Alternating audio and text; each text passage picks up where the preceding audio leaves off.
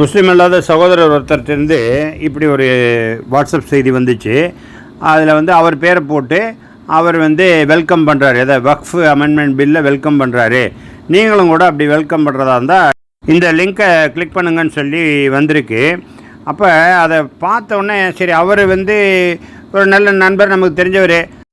இந்த வக்ஃப் அமெண்ட்மெண்ட்டு பில்லுன்னா என்ன, வக்ஃப் பில்லு என்னன்னு நீங்கள் தெரிஞ்சு அதை வெல்கம் பண்ணியிருக்கீங்களா இல்லை என்னன்னு தெரியாமல் பண்ணியிருக்கீங்களான்னு தெரியல.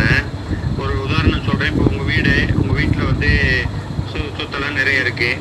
இந்த சொத்தை பராமரிக்கிறதுல பிரச்சனை இருக்குது, அண்ணன் தம்பிக்குள்ள சண்டை நடக்குது, அல்லது வந்து ஒருத்தன் இன்னொருத்தரை ஏமாத்துறான், அப்படியெல்லாம் நடக்குதுன்னு வச்சுக்கோங்க. இப்போ இதை வந்து வெளியிலேருந்து ஒருத்தர் ஒரு ஆள் அடுத்த இன்னொரு குடும்பத்திலேருந்தே வந்து நாங்கள் சமாதானம் பண்ணுறோம் அப்படின்னு வந்தால் நம்ம ஒத்துக்குவோமா? அது மட்டும் யோசிச்சா போதும். அதுதான் இப்போ உங்களுக்கு என்னென்ன தெரியாமல் கூட நீங்கள் அதை வெல்கம் பண்ணியிருக்கலாம். இப்போ எனக்கும் கூட அனுப்பியிருக்கீங்க.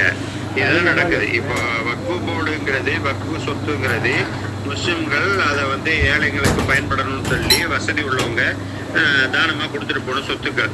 அந்த சொத்துக்களை பராமரிக்கிறதுல சில பிரச்சனைகள் இருக்கு. அதை மெயின்டைன் பண்ணுறதுல சில ஊழல் நடக்குது. லஞ்சம் கொடுக்குறாங்க, ஏதோ பண்ணுறாங்க, அதை ஒழுங்காக பராமரிக்கலை. நிறைய பேர் ஆக்கிரமிச்சிருக்காங்க. முஸ்லீம்களே நிறைய பேர் ஆரம்பிச்சிருக்காங்க. முஸ்லீம் அல்லாதவங்க பல பேர் ஆக்கிரமிச்சிருக்காங்க. அரசியல்வாதிங்க ஆக்கிரமிச்சிருக்காங்க. இந்த மாதிரிலாம் நடக்குது. இதை சரி பண்ணுறேன்னு சொன்னால் ஒரு அவங்களுக்குள்ள சரி பண்ணுங்கன்னு சொல்லி சொன்னா தான் அது முறையாக இருக்குமே தவிர, நாங்கள் 2 பேரும் உங்கள் வீட்டுக்குள்ளே வந்து நாங்கள் அதை சரி பண்ணுறோம் அப்படின்னு தான் 2 பேரை முஸ்லீம் அல்லாதவர்களை போடுறேன்னு சொல்கிறாங்க. இது எந்த அளவுக்கு சரியாக இருக்குங்கிறத யோசிச்சா தெரிஞ்சு போகும். அதேமாரி இப்போ இந்து சமய அறநிலையத்துறை இருக்குது. அதில் வந்து 2 முஸ்லீமை போட்டு பார்த்துக்கோங்கன்னு சொன்னால் நம்ம அலோவ் பண்ணுவோமா? பண்ண மாட்டோம். பேர் வந்ததுக்கு இப்போ ஒருத்தர் ஒரு கோயில் நிர்வாகத்தில் ஒரு முஸ்லீம் பேர் உள்ளவர், ஆனால் அவர் இந்து தான்.